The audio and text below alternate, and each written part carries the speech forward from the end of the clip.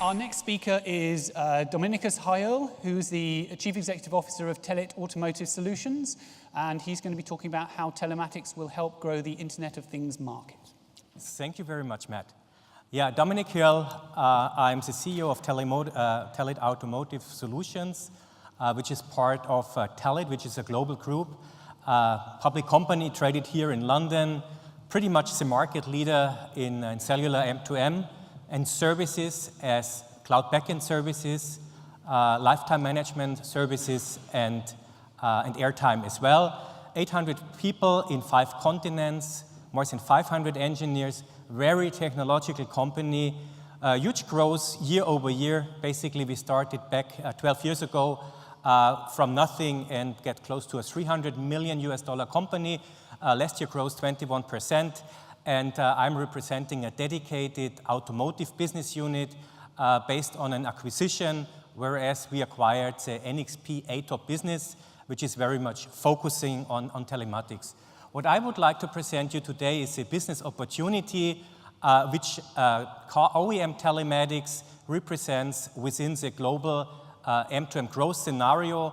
We believe from the hardware side, automotive will by far be the strongest growth segments within the next couple of years. And I also would like to speak a little bit about the practical implications, which also are valid for the more broad M2M scenario. I am myself 20 years in the M2M industry, history on Siemens, module division, and more than 10 years in Telit. So I think starting with the end user expectation for telematics, to understand where it's all starting, cellular connectivity is really becoming a core element of a broader connected car scenario. Car users, which become increasingly younger, of course, they don't go so much for big cars, prestige, but smart and intelligent cars. This is a clear trend in the market. For example, if you look, the average age of people taking a driving license has been increased by more than 1 year in the last decade.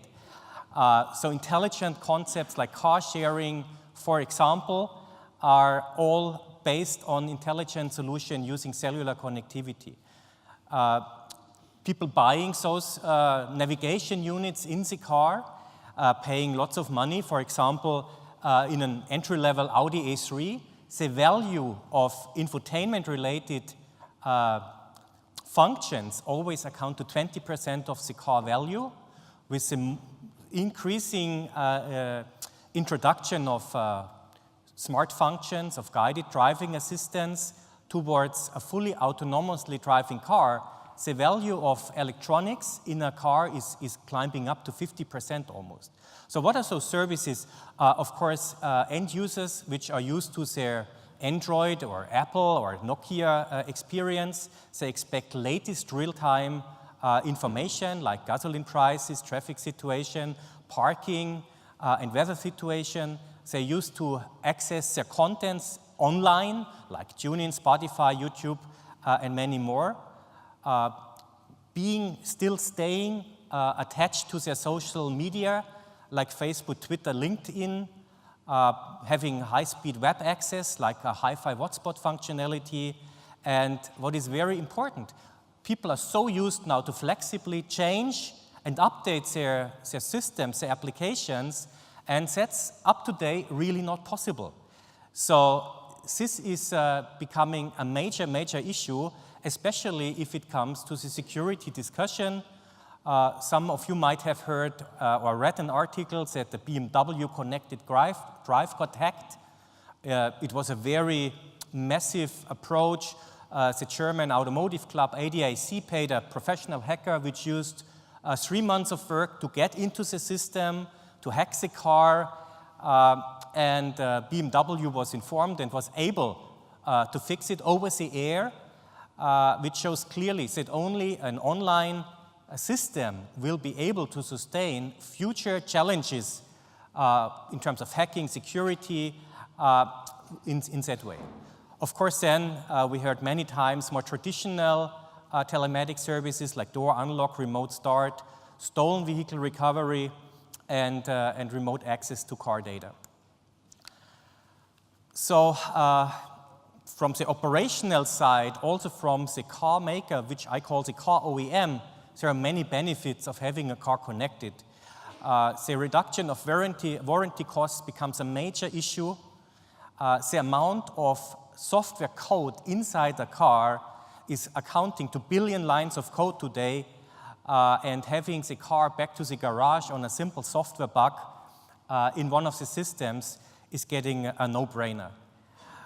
In general, there is a strong trend that the electronics which get be installed in the car when the car get delivered. And the traditional approach is you have a hardware and a software which get validated in a very complex process by the car industry, the supply industry, and stays in the car for a lifetime. This will fade. So all software elements within the car need to be able to be upgraded over the air. On the other side, car OEMs can provide a significantly increased level of customer service and customer experience, lots of interaction. We have seen the example in the Volvo car where the car is asking the driver, do you want to set up a maintenance data meeting, or you want to go to the repair shop? Updates over the air, we discussed that. Also in terms of ensuring the quality of the car, having access to the car is very important. And again, cannot be mentioned too many times, over-the-air updates and what we call trust provisioning, meaning there is a secure element which really encrypts the data transaction within the car over the wireless network, which is not inherently safe, all the way into the back end. Providing this level of security and safety to the data is becoming a big key issue. So what are further market drivers for the connected car? We have many global initiatives mandating the car to be connected. The most important is the eCall, which have been shifted a little bit in time, but still in the year 2018, all cars which have a new homologation in Europe must support the eCall, meaning they're automatically connected. Russia, in a way, has speeded up and is much quicker in implementation, what they call ERA GLONASS requirement, which is basically the same. Brazil passed a similar law many years ago, which is a little bit behind. What is very interesting is that the US start mandating now vehicle-to-vehicle communication. I'm going to speak about vehicle-to-vehicle and vehicle-to-infrastructure in a minute. But there is also many new business models driving the cellular connectivity of the car, like an electronic road tolling, fleet management, usage-based insurance model, which are gradually moving from an aftermarket scenario where you install a box for this and a box for that, one for insurance, one for tolling, and this will all gradually merge into a broader scenario where the car is connected to the cloud and many different parties of interest will be able to access the car data. Already today, electric vehicle hybrids are, and the underlying charging infrastructure is all connected and already part of the Internet of Things. We discussed before, the connected car is really enabling new levels of driver experience and value added, not only to luxury cars, but it has become a significant differentiator for premium car makers to provide intelligent solutions and services to car buyers and to attract new user segments. Last but not least, there has been a certain race been evolving the last 1.5 years between the large computer giants, Google, Apple, Microsoft, and others, and the car OEMs. I'm myself attending for 10 years telematic congresses, and up to very recent, there was always a question in the room, especially from the car makers, why do I need all of that telematics? It's complicated, it costs money, would the car user buy for it? And the whole discussion now is finished once Google really started to challenge the ecosystem. I think in the meantime, we understand the value of cloud harvested data is so immense that there is a very large interest. And for Google, the time when the car driver was actually entering into the car was always a blind spot, which can account up to 2 hours. In the US, big commute. And of course, Google hates that out of 24 hours, where only 22 is exactly where they understand what the car driver is doing, which content he's dealing with, and so on. So there are two scenarios now, which once is Silicon Valley wins, means that relevant profits shift again towards the software industry, towards Silicon Valley, and the car becomes kind of one of the commoditized devices in a broader Google or Apple usage scenario. And with the initiatives of Apple, with Apple CarPlay and Google Android Auto, this part of the industry is already undertaking a major impact to that market and ecosystem. On the other side, the car makers have a strong ambition to leverage the data and the ownership of data for new revenue streams for the next future, and also makes the data viable for many, many new business models amongst all industries. Just a very quickly a slide to size a little bit the market opportunity. Car market is still extremely an extreme growth market, of course mainly driven by emerging markets, whereas the sales of cars goes up from about 90 million units globally shipped a year to 115 until 2021. But of course the growth of the car end market is only a part of the driver. Then shipments of cellular-enabled cars is a very important part. This slide gives an overview on the split per region. So we can clearly see that China and India are growing up to almost 40% to the global car market. So those are the key growth market for cars as the end market. If we look now into the share of telematics, whereas on the bottom is the OEM telematics, which shows the strongest growth trend of almost 50% year-over-year growth, but still aftermarket and commercial telematics, which are traditionally the strongest IoT market segments at all over the years. So it's almost 50% which telematics is contributing to the overall M2M market opportunity.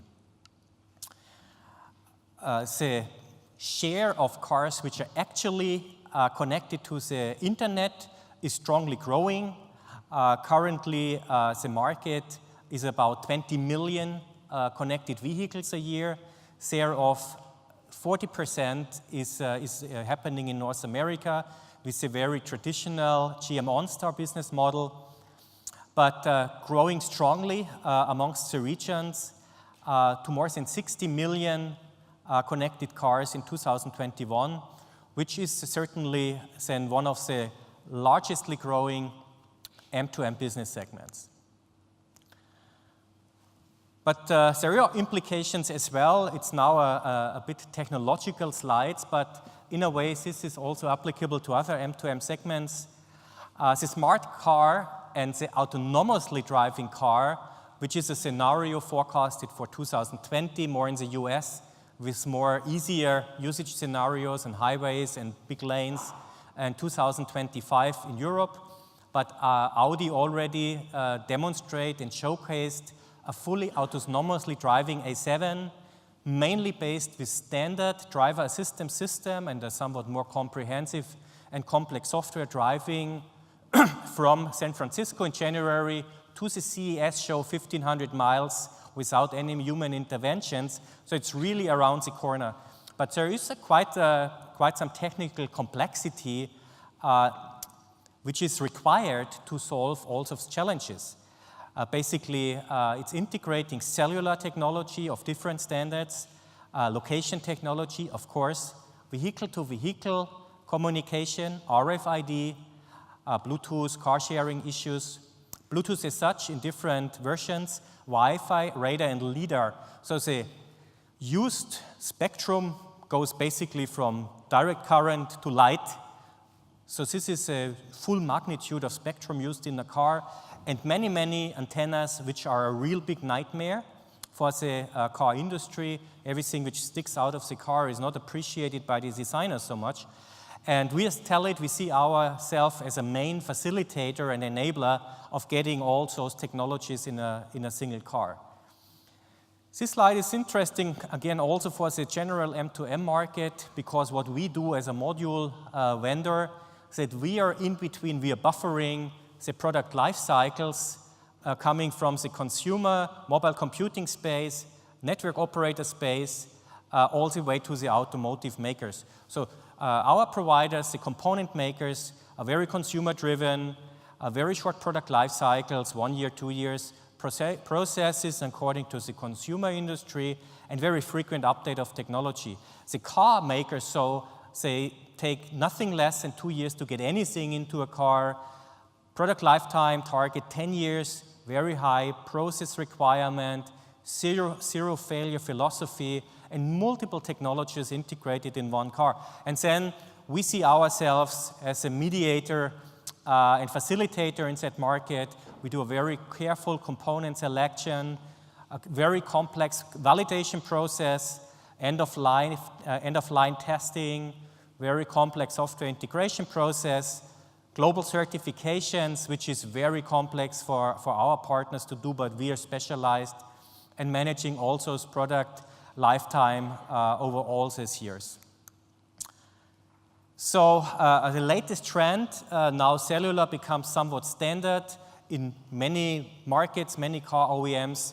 Now it's a no-brainer that the car must be connected to the internet. The next trend, mainly mandated also by legislation, is vehicle-to-vehicle communication, which is vehicle-to-vehicle on a short-range basis to notify the cars driving behind. There is a problem, somebody slowing down, emergency breakdown, and also then if alarm security services are entering my range. But with a vehicle-to-infrastructure approach, then where roadside infrastructure signage are communicating cars, then certainly 5G networks will come into play. Also, vehicle-to-infrastructure usage scenarios are already considered in 5G standardization. And as soon as the networks are up in 2019-20, all cars will permanently be able to communicate with cellular infrastructure, which leads certainly to the ultimate scenario that the car will become one of the core elements of the Internet of Things, and Telit will facilitate what we call the Internet of Cars. Thank you very much.